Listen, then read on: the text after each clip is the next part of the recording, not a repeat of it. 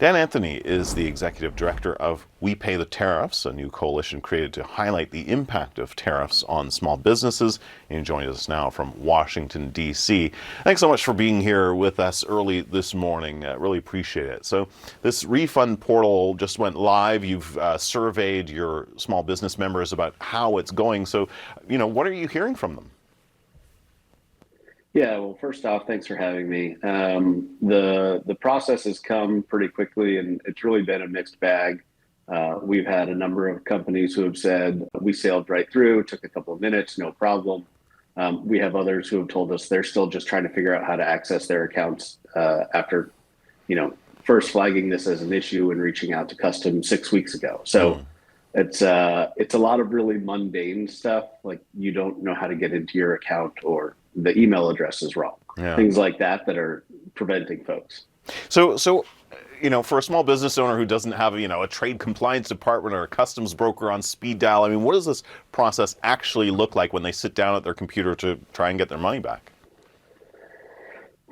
Yeah, it's the process itself is fairly streamlined. All they're asking for is entry numbers, but it's really just having access to your account, being set up in the system, having linked your bank accounts, and of course, with all of the interest this week, when they first launched it, delays, trouble submitting, just based on that flood of people trying to all do it at once, and so there's some of those issues that should resolve itself as time goes on.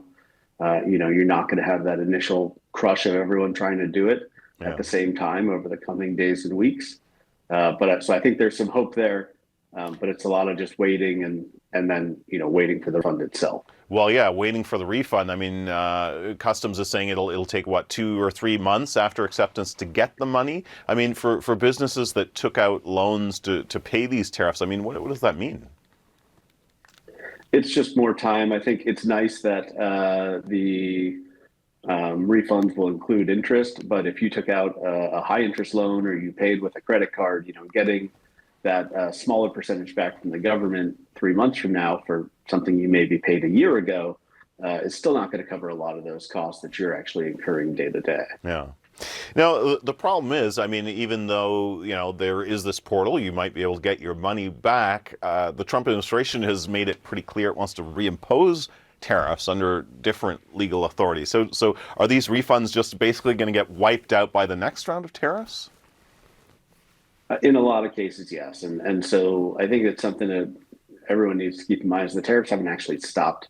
The tariffs that were being collected through February were immediately replaced with a new tariff authority.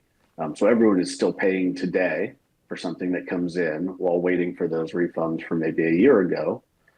And the Trump administration, as you noted, has said they intend to impose even more tariffs in July. And so a lot of the folks we hear from, this is going to be a bit of a nest egg. They have big plans on things they would love to do with that money, but instead it's going to sit there. It'll pay for future tariffs.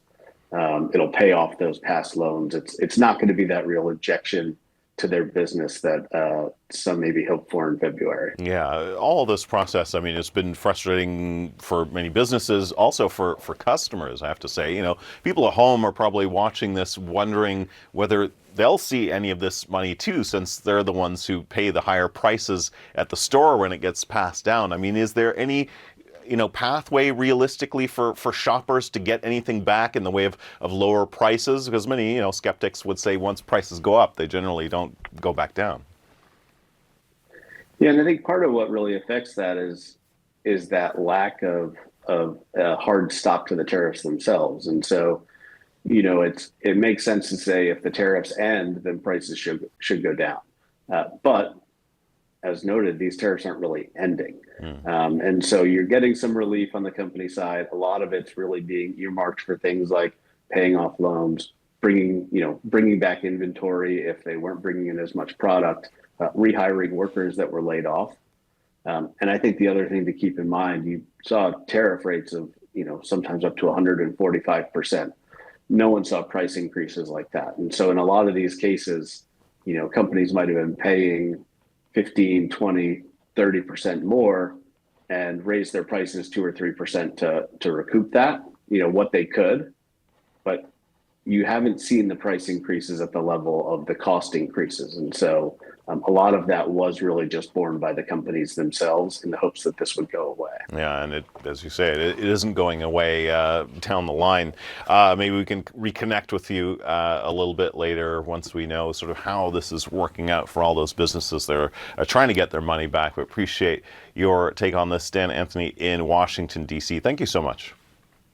Yeah, thanks for having me.